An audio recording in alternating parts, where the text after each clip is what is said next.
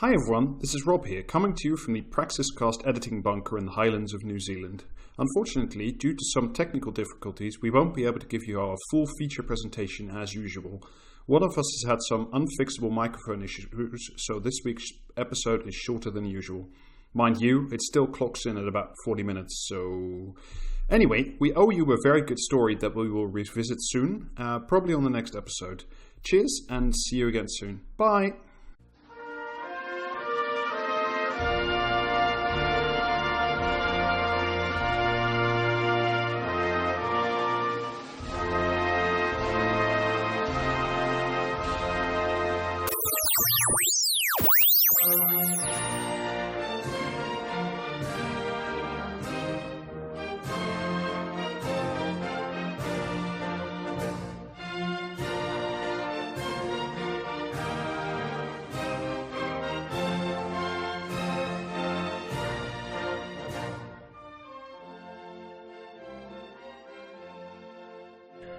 Hello and welcome to Podcasting's Praxis. I'm David, and this week I am here with Rob. Hello. Alistair. Yo, how's it going? James. Hello. And Jamie. Yeah, right. You're back. Are you well? Well, not really, no. But no. It seems to be slightly less shit than it was last time. So. You woke up from your coma, but discovered you were still in Britain. Well, yeah. Should we arrange for delivery of the gallons of water to your address now, or do you feel like you're on the up for it? Send them now.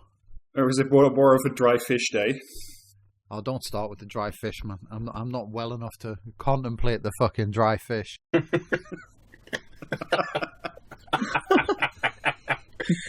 Oh. I'm telling you, they got rid of Trump for speaking the truth about dry fish. That's the real story for all of us. Fully believe it. Right, okay.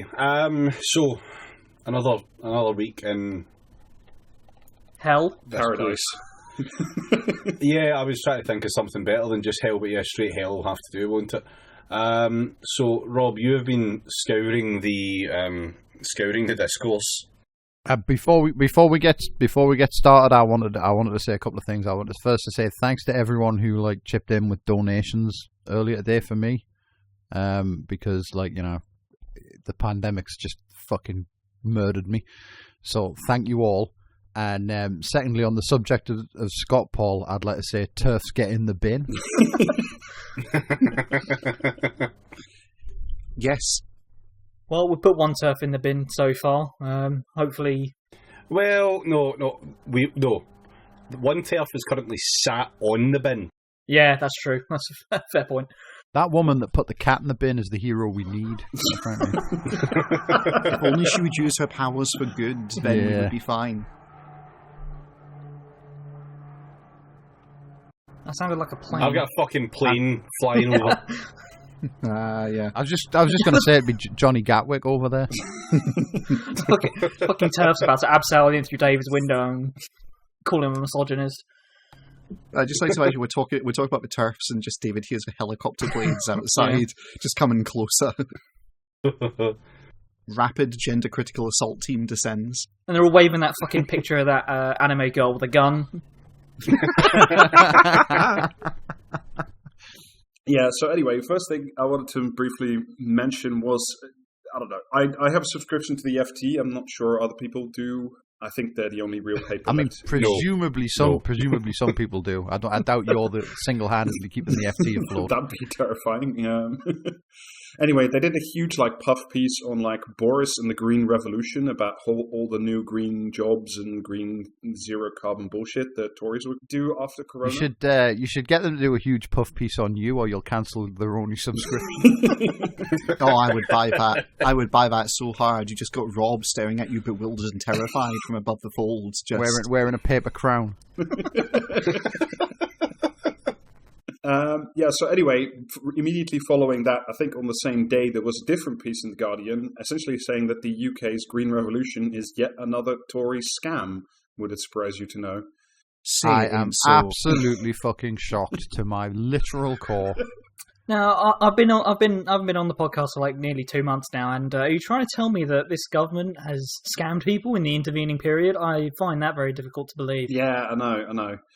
Guys, I'm sorry. I'm gonna have to drop off the pod. I know it's short notice, but we in the Greens were busy wrapping everything up and putting it away.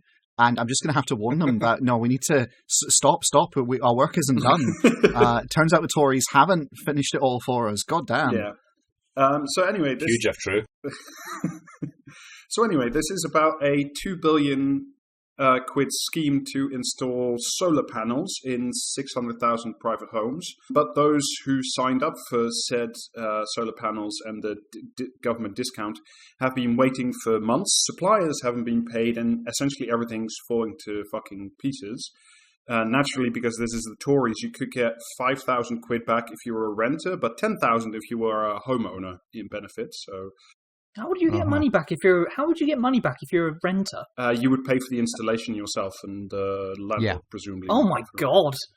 Fucking! Can you think of anything more ludicrous? Paying for a solar panel installation on your rented accommodation, which you might not even be in by the time it gets fucking installed. Well, the articles mentioned that members of the public could get 5k back, and landlords could get 10. So I'm assuming that's renters, but maybe like.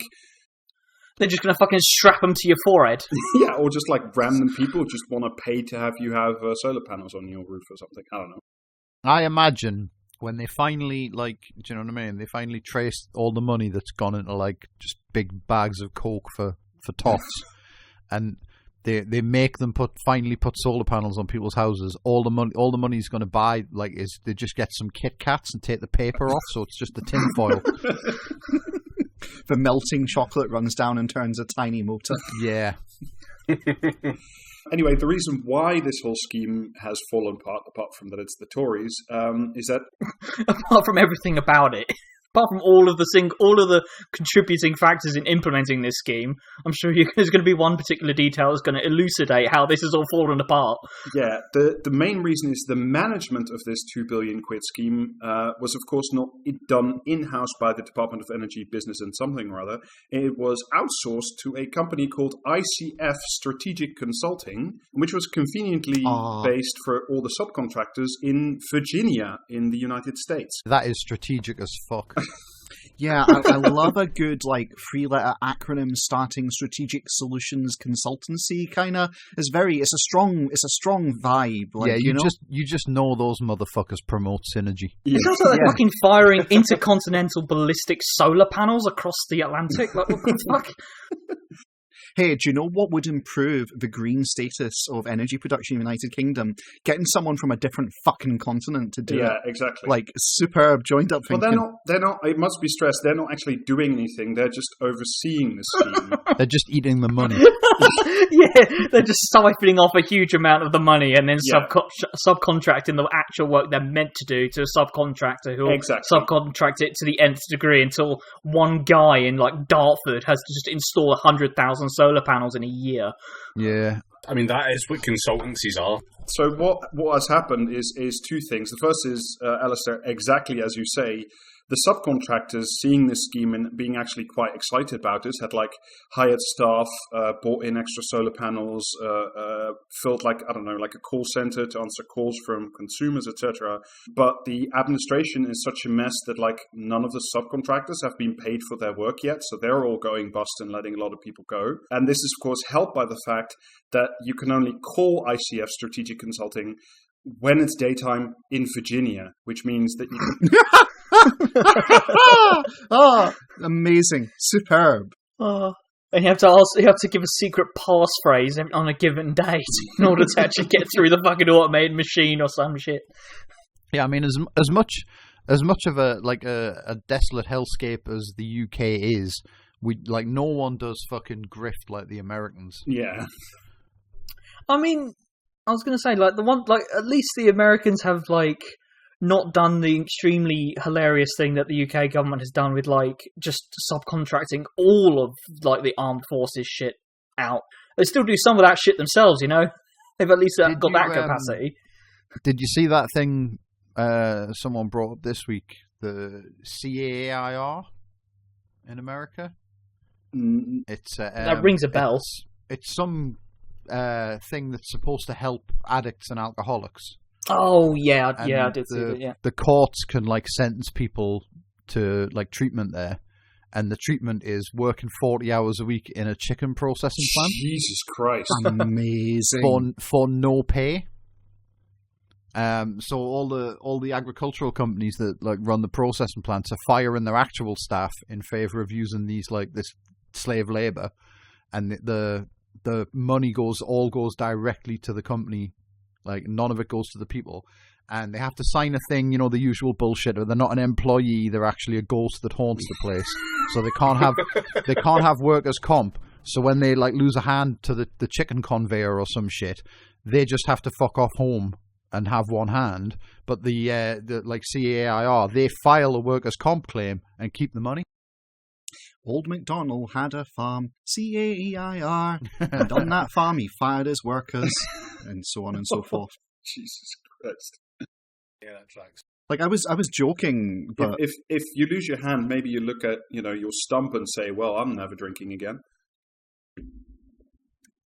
no, you're getting it wrong, Rob. I mean, clearly, if you lose the hand, then it doesn't matter if you lose the arm from collapsing your veins. So it's actually the other incentive. Yeah.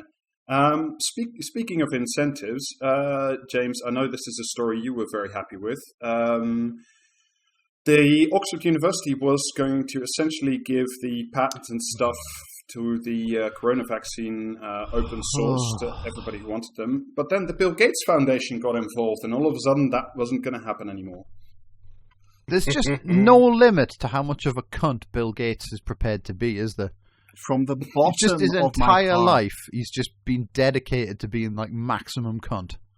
from the depths of my soul, with every fibre of my being, fuck Bill Gates. And fuck Melinda Gates too. Her name's on the foundation. Fuck her too.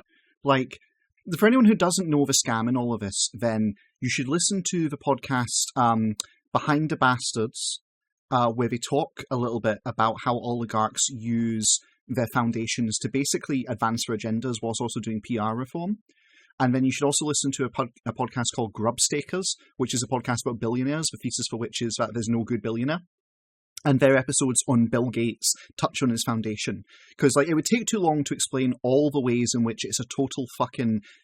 calling it a scam doesn't really do it justice. It really is just, okay, we'll put all of our money into this fund and we'll do a bunch of PR shit while we actually use it to do some of the most atrociously fucking evil stuff you can possibly imagine, particularly with regard to American education. So, fuck. So would you like to hear some of the particulars of this little tale? I mean, not really, but you're going to inflict it on us anyway, so let's go. Pretty much, as I said, Oxford was essentially going to donate the IP rights to any credible manufacturer so they could just, poor countries, everybody, developing countries could have it. We wouldn't have a monopoly on a vaccine of some variety. It would just essentially be free. If you recall, Jonas Salk famously said when he gave away his patent of the polio vaccine, when asked, why did you do that? You could have made a ton of money. He literally said, could you patent the sun? To which Bill Gates said, yes. So they were going to do that, but then they were urged by Bill Gates to reverse course. And this is a transcript where he was on a call with some reporters where he said, we went to Oxford University and said, hey, you're doing brilliant work, but you really need to team up. I love to team up. I love to work in a team. Yeah. Yeah, synergy. working towards a mutual goal. So essentially the way this works is the Gates Foundation itself donates a whole bunch of money to pretty much most of the global health initiatives, if not they are the only funder. So they have a huge say in what goes. And this is Gates's remarks were laundered through one of these foundations that his foundation supports. So in the meantime, AstraZeneca, which was the chosen commercial partner of Oxford University, their CEO said, I think intellectual property rights or exclusive patents are a fundamental part of our industry. And if you don't protect IP, then essentially there is no incentive for anybody to innovate. Yeah, now, here's the thing. He's right, because what possible fucking incentive would there be during a global pandemic to innovate and come up with a vaccine for that global pandemic? What possible fucking incentive could there be? I mean, if it wasn't money to be made, there'd be no reason at all to do it, would there? Would there? Motherfuckers! Well, see, he says, there'd be no reason to innovate, but personally, I'm going to invent a laser guillotine. I'm not going to patent that. I mean, there is a reason to innovate for the CEO, Pascal Soriot. Since the start of the corona crisis, he has seen his personal stock and options of an AstraZeneca go up $50 million. So well done him. Oh, that's nice. I'm glad it's worked out all right for him. Right. Well, I'm making a declaration now that he has to give that to me. Hand it over. I mean, unironically, Jamie would be a better vehicle for that 15 million to fund innovation and development and whatever the fuck. Because for a start, Jamie would fucking spend it on things like living and, you know, maybe he'd actually do something creative with it. Like, I don't know, create a podcast. Maybe he'll draw a painting. Maybe, I don't know, Jamie might actually do something with that money rather than sitting on it like a fucking dragon. Oh, yeah. R&D on the laser guillotine. I mean, that I can think of at least a few kind of, you know, physicists who are out of work could be willing to work on that. Also, just for record, please watch SK the Crusader on Twitch. But yeah, like, I don't know, any one of us on this podcast, if you gave us 50 million, it would be a better use of that money than giving it to those evil old fucks. Absolutely. Genuinely. Because even, like, okay, you give it to Jamie and say, Jamie, do healthcare stuff with it. I'm going to go out on a limb here, Jamie, and say that you would probably go, oh, I don't know what I should do. I should probably go talk to some, like, healthcare charities and, like, you know, talk to some people who've got experience in this and, like, see what actually needs to be done. Like, I imagine you'd have the kind of, I don't know, inquisitive curiosity and compassion for your fellow man to ask a question, what is to be done? I mean, you can always count on the fact that all I know is that I know nothing.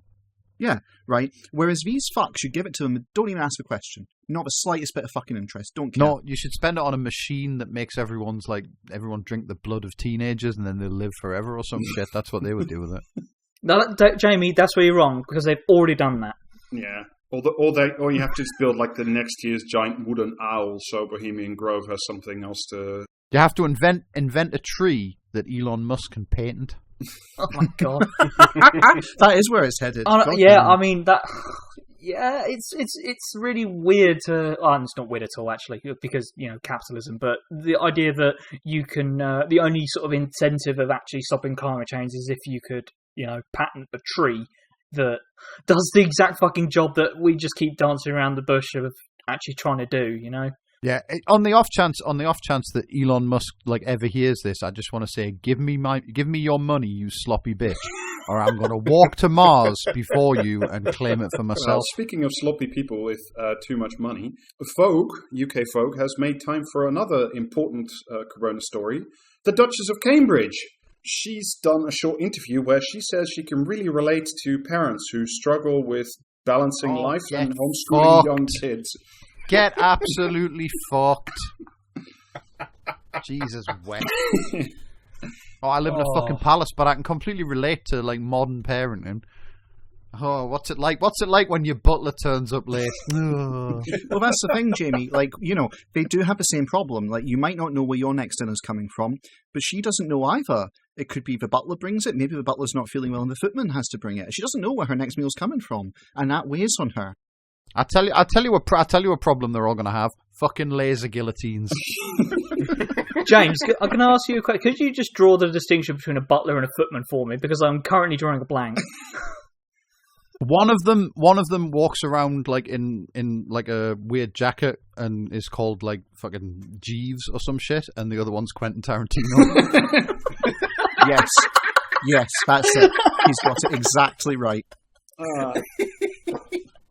Anyway, so Kate and William, whose eldest children... Sorry, Rob, I need a fucking minute from holding that. Class, glad to have you back, Jamie. Right, sorry. Carry on. Kate and William, whose eldest children, Prince George and Princess Charlotte, are doing their lessons at home, are juggling to help their children with schoolwork with their remote royal duties. I don't see how juggling would help that, to be honest. I mean, it's probably one of the, like, part of their weird medieval curriculum. Do you know what I mean? Getting in touch with the jester. Whatever happened to jesters? I feel like it would add valuable jobs to the economy, especially in COVID. Look around. I'd be set for fucking life. Like, do you know what I mean? If jesters were still a thing. we are. Let's be honest. We are gig economy jesters. That's what That's we true. do. We are jesters. We could only be. We're not actual jesters. jesters. We're technically jester consultants. It has to be jester, but with just one E. Yeah, no, we're self-employed jesters. Like we are contracted to do this. Essentially, that's how it works. We're liable for our own tax. Sorry, I can see the fucking logo for jester. Oh, that's incredible. And we make it, and it ends up taking off like gangbusters because it keeps getting mistaken for the Motley Fool. But anyway, there's more good news, because when Prince George and Princess Charlotte grow up and they inevitably end up at either Oxford or Cambridge, they'll be doing very well with their future lizards in the terrarium. There was a vote last week. There was another one of these pointless debates with the Cambridge Union, which is where two toffs argue both sides. Oh, is this where they like made a statement that like coronavirus wasn't real or some shit like that? Yeah, they voted in favour of a motion saying this house believes lockdown is a mistake. Right, well, I'm in favour of a motion that says fuck that house. I don't give a shit. Right? If they want me to give like two fucks about their opinion, they can come around here and say it to my face. You're going to let them do that for free, Jamie? You should be charging, really. I need test subjects for the laser guillotine. Like, part of the issue is I guarantee you that some of those fucking dipshits in that audience, because it's a debating like society, all right, is what we do. It's about the art of a debate, dear. Fucking debate wankers, Jesus. Oh, do you know what it is? I'm going to break out in hives at the mention of debate. Just people on fucking Twitter just...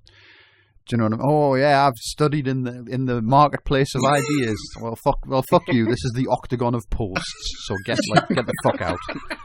They do though. It's like they genuinely, there'll be some in the audience who'll be like, well, of course, it's actually. I mean, I personally didn't believe, but the person making the case against lockdown just had a far better grasp of rhetoric, and their pathos as they delivered it was so much better. And I'm afraid we really just have to give the win to them. Yes, like, and that right there is a microcosm of everything. If I remember, and I can't remember if this is like still a thing, but I definitely know it used to be a thing that the opposing sides in these debates in Oxford or Cambridge or both used to have to dress up in white tie, so like the long black coats and like an actual white bow tie for the actual debate. I'm pretty sure. Do you know what it is? I absolutely knew nothing about like how like actual debates at Oxford take place, but it like absolutely fucking unsurprising to me that they wear fucking bow ties while they're doing it. It's of course they do. Like, do you know what I mean? It's genuinely, it's practice for two things. It's practice for standing in the House of Commons, essentially, absolutely. And it's practice for standing in court. That's what this is really all about. As a defendant, ideally. Well, sadly not. No, as a QC, which explains to you why all the QCs on Twitter are incredibly fucking normal. I wanted to bring some good news because, like, it's kind of rare that we do that, but I wanted to bring some good news from the Hell Island. I don't know if. All right, looking at you very skeptically here, Rob. Yeah, I don't believe this for a fucking second. If you remember, there was an ongoing court case of the Stanza 15. They were a group of non-violent human rights activists, and they stopped. Oh, right, yeah, okay, you proved us wrong. This is actually good news. They stopped some of the deportation flights from Stansted Airport. Can you imagine the concept of a violent human rights activist group? Like. Just the idea of people like coming around with a bunch of clubs and clapping like employers over the head. Yeah, they're called revolutionary communists, Alistair. Yeah. Yeah, I can easily imagine the fuck out of that, quite frankly. Like. Yeah, but I think they'd make a lot more progress. I'm saying, right? I'm pretty sure they were called the Khmer Rouge. Oh, David, love you. Brilliant. Thank you. I was just thinking David's been a bit quiet this episode so far, and then you hit out with that. David was escorting intellectuals to the countryside, so he was a bit busy. All right, great. Did anyone ever see that that classic Viz strip, The Adventures of Pol Pot and Idi Amin? No. Where they live next door to each other in like a classic Beano setup, and their wives are going out for the evening and tell them they're absolutely not to murder any bishops or intellectuals. Gone. I fucking love the Viz. Do you know what I mean? It's just the greatest British institution, quite frankly. And that is a fact. That is a fact I knew about you without knowing it about you, Jamie. I can't. That just felt emotionally true. Yeah. See, also their classic strip, Harold and Fred. They make ladies dead. Oh God. Okay, public service announcement for you, dear listener. Obviously, we don't find these horrific things themselves to be actually funny. The humour is in the hyperbole and in the disconnect between them and like the triviality with which they're taken. That's what makes this funny, and it is a shame to have to break character to explain this to you, much like Stuart Lee. But unlike the Melt Stuart Lee, genuinely, this will save us a Twitter conversation. So yeah, because the last thing we want is like some fucking twat in a bow tie coming up. Mayhaps you have slandered me by calling me a dog nonce, good sir. that was an ad hominem. This house believes that wizard cubes should be banned off Twitter. So anyway, the Stanza 15 were originally charged under terrorism-related charges, which I thought was pretty spectacular. But then received suspended sentences or community orders because the judge said they shouldn't be imprisoned because they had genuine reasons for stopping a deportation flight. Fair enough. But now on appeal, those suspended convictions were also overturned, so they are now free and clear. So I think that is genuinely something to be very happy about. That's good news. I saw something the other day that sort of said that pretty much the only reason they were able to get the appeal was it was because it was like you can't just convict people or charge people with terrorism for doing things you don't like near an airport. Yeah, not yet. As much as they'd like to. You see that thing this week where the guy was taking photographs of the protests outside that barracks where they're holding the immigrants, and the police like fucking just like stormed his flat and stole his camera. Or the SIM card from his camera or whatever.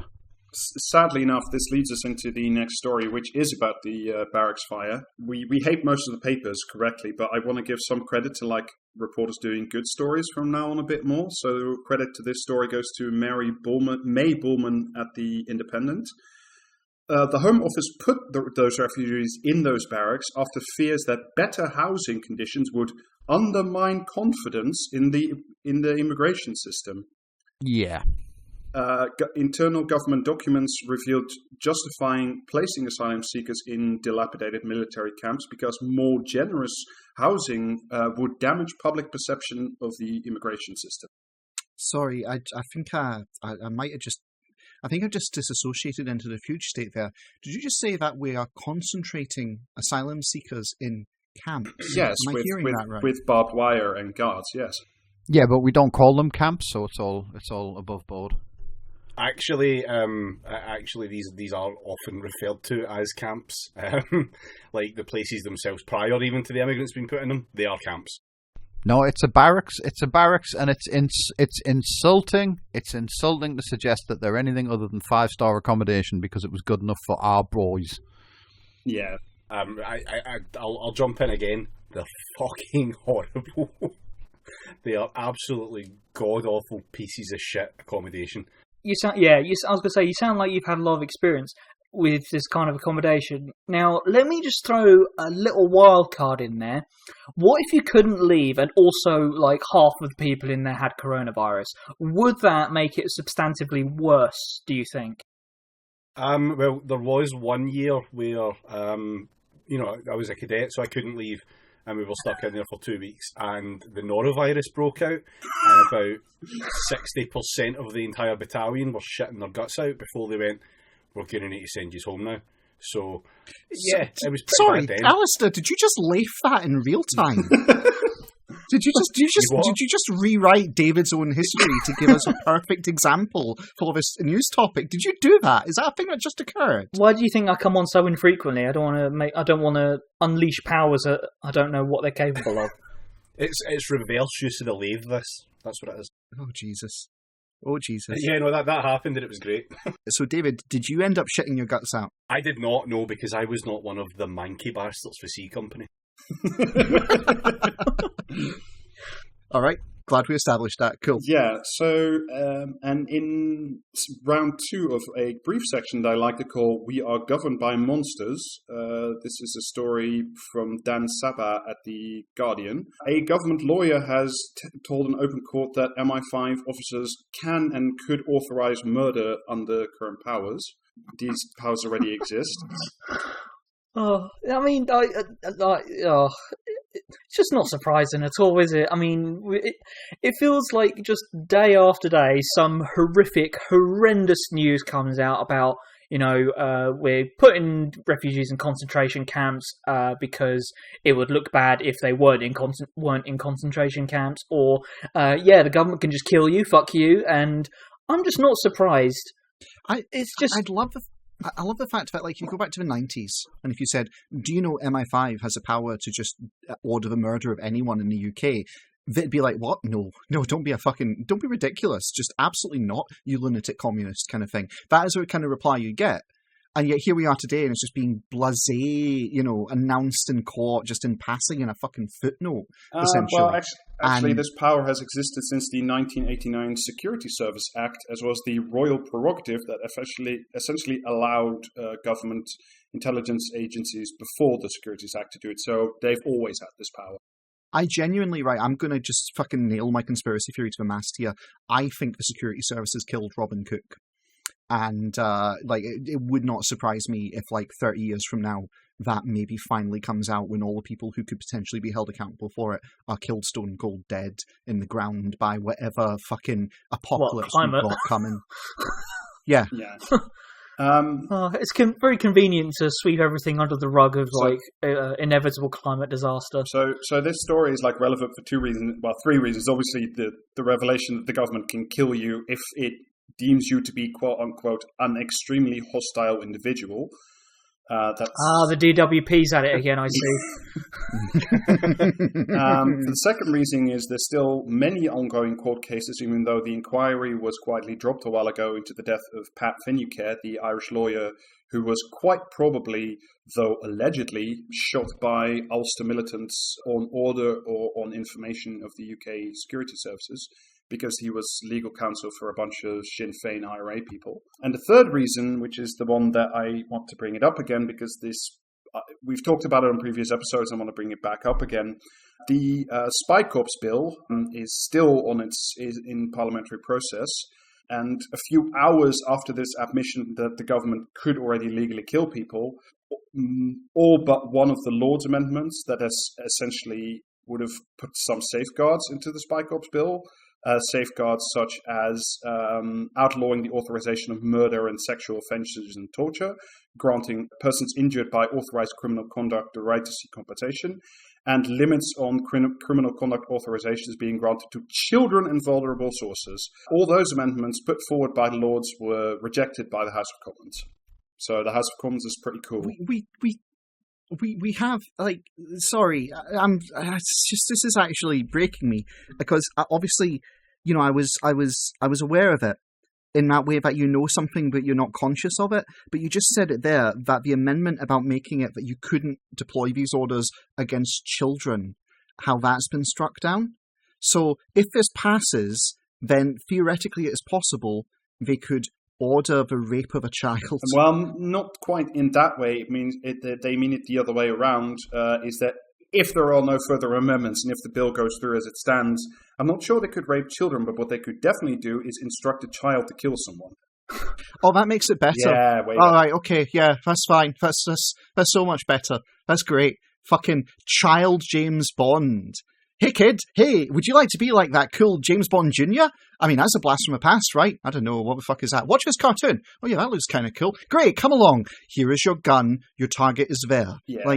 Jesus fucking Christ. Isn't this just ISIS shit? Yeah, pretty much. Yes, it is. It absolutely is. It's 100% this shit, right? It's the very definition of, look at those fucking barbarians, we need to do a military intervention there, but when we do it at home, it's like, oh, well, it's pragmatic, necessary steps that would never be abused by the security services. It's just dressed up in the totems of, air quotes, democracy and legitimacy. But I think you'll find they debated about it very civilly in the chamber. This house believed that it was right to have laws that allow the cops to arm kids. Yeah, so I won't say in defense of the government, but the government's position, and just so you know what the next step of this thing is going to be, they've said, don't worry, because in this bill, there are the big safeguard is that they are not allowed to do any of the things that are forbidden in the Human Rights Act, which, if you remember from previous podcasts, is one of the other things that the Tories are definitely gunning for to gut, remove, and take care of, because it has a lot of bugbears, such as, human rights and all of that. So that's the government's defense. Yeah, but, like James says, they debated it in the chamber, so, mayhaps you have, committed an ad hominem by referring to them as child soldiers. Then my fucking bow tie just starts spinning. The lion is still being held in its cell by this, little kind of branch of sugarcane that we've jammed in the lock. And pay no attention to a man holding the giant vat of ants nearby. Don't worry about that. Jesus fucking Christ. Yeah. That's my Friedman analogy for the episode. No. Right, and I just want to say before we move off that, the way you introduced that as we're ruled by monsters. At this point, it'd be better if we were ruled by literal monsters, like a Dracula for Prime Minister or something like that. Yeah. Do you know, I'm actually at the point where genuinely, if it turned out David Icke was right and there are lizard people, but they've not been ruling us, and they came in and they said, look guys, we're going to rule you. But, on one hand, yes, we're going to be indiscriminately just sucking people out of the streets and draining the blood of them to feed us a satanic kind of cults kind of thing. On one hand, we're going to be doing that. But on the other hand, we will be doing it totally at random. It will be rich and poor alike who get hit by it. And also will manage your society in vaguely functional terms. That would be a net positive. Yeah, that's unironically more just than the system that yeah, we've got but at it the wouldn't. moment, It wouldn't last though, because the rich would just corner the market in hot, flat rocks or some shit, and then make a deal with the lizard people. Right. I want to move us on because I think it's been a heavy couple of episodes. We've done... No, let's keep talking about the fucking, Lizardman conspiracy by David Icke. I'm sure that's, not absolute poison for the listeners. Jamie, yeah, we finished our little safari through the worst of the worst that's happened this week. I don't even want to... You do have genuine prophetic powers, because the story I'm about to tell you does involve lizard people. Oh, for fuck's sake. Sorry. Excuse me, I'm sitting up now. What? Yes. I said last time this happened, I'm just fucking sick of, every outlandish fucking thing I say, being what, and then just actually, that brings me, you know what I mean? I say that, fucking pirates from the future are descending on airships to, ransack Kent, and everyone's just well, actually, now that you mention it, the Sky Corsairs have been active lately. Sorry, go on. Oh, very well. Let's all go to the lobby. Let's all go to the lobby. Let's all go to the lobby. Get ourselves some snacks.